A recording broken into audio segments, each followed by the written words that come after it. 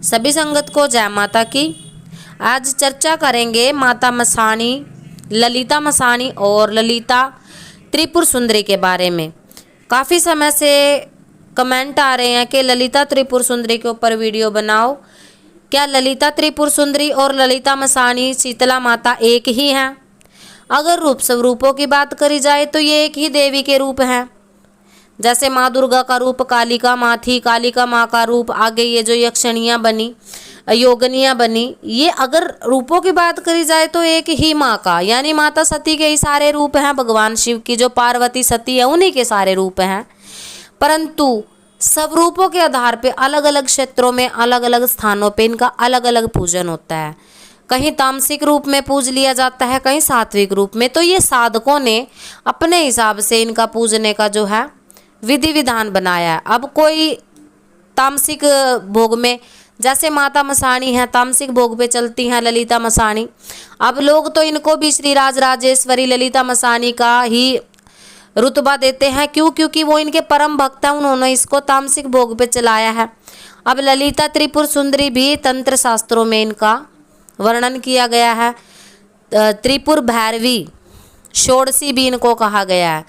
अब भैरव्यामल तंत्र में भी इनकी जो सेवा विधि का विधान बताया गया। अगर आप भैरव्यामल तंत्र शास्त्र पढ़ते हो तो ऋषि दुर्वासा को इनका परम आराधक बताया गया है। और जो स्वामी दयानंद सरस्वती थे उन्होंने भी इनकी उपासना करी थी। और एक सौंदर्य लहरी नाम का एक ग्रंथ है, एक पुस्तक है, उसमें भी त्रिपुर भैरवी जो है ललिता त्रिपुर सुंदरी षोडशी, इनकी आराधना, भोग, प्रसाद आदि का वर्णन मिलता है। तो ये शास्त्रों के आधार पे, तंत्र शास्त्रों के आधार पे इनकी पूजा होती है। और सबसे बड़ी बात, ये महाविद्या मानी गई हैं। 10 महाविद्याओं में महाविद्या मानी गई हैं ललिता त्रिपुर सुंदरी, जो 10वीं महाविद्या कमला के नाम से प्रसिद्ध है। अब जब गुप्त नवरात्रे आते हैं और आप 10 महाविद्याओं की साधना करते हो तो जो कमला माँ कही गई है वो त्रिपुर भैरव सुंदरी ही है, यानी कि ललिता त्रिपुर सुंदरी। ललिता बाला सुंदरी, इनके कई रूप हैं। ये मोक्ष देने वाली हैं, धन धान्य ऐश्वर्य देने वाली हैं।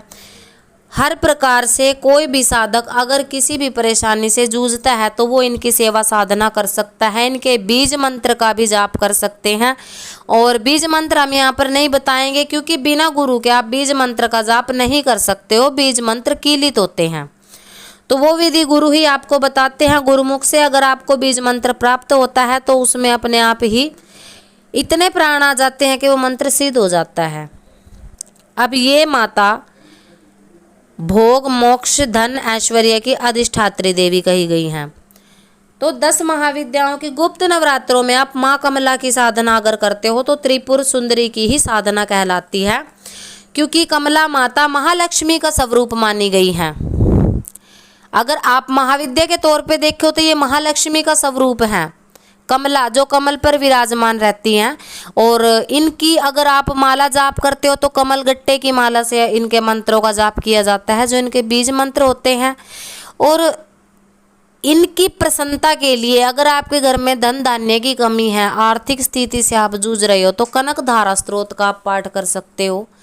कनक धारा स्त्रोत माँ ललिता त्रिपुर सुंदरी को बहुत प्रिय है, जो 10वीं महाविद्या के रूप में ये विराजमान है, कमला के रूप में है।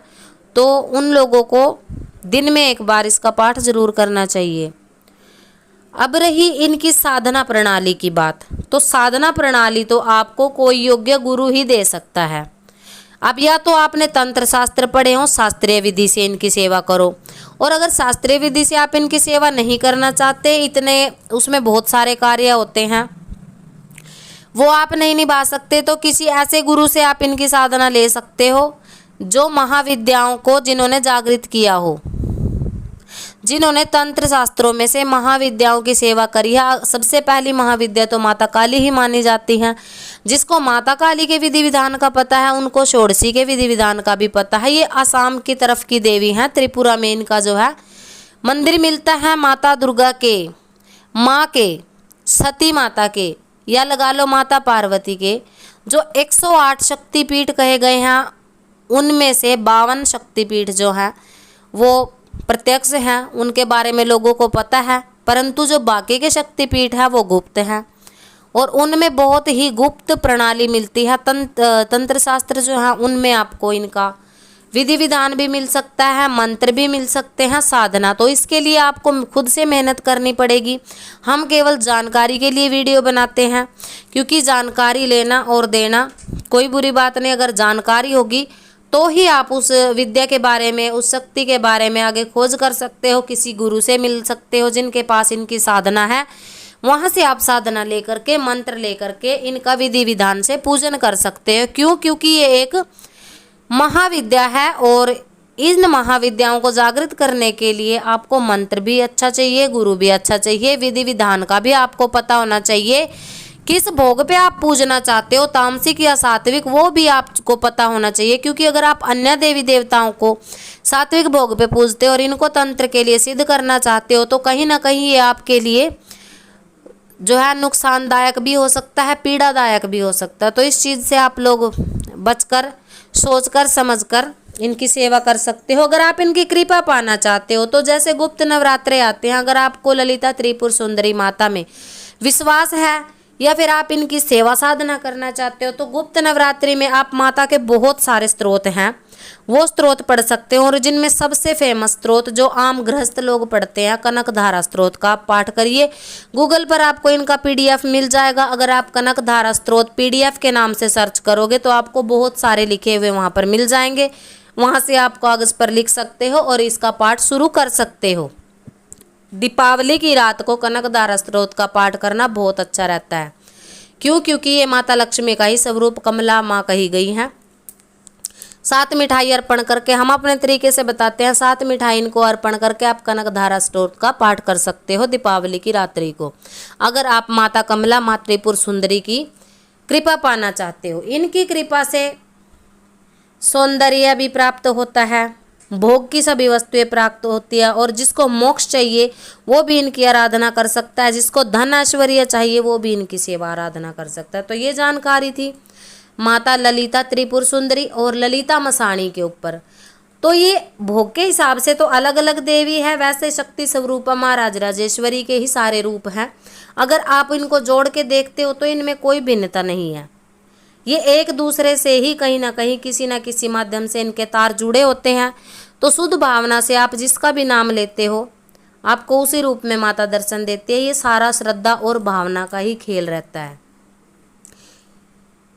सभी संगत को जानकारी अगर पसंद आती है तो लाइक के बटन पर क्लिक जरूर करें, वीडियो शेयर करें।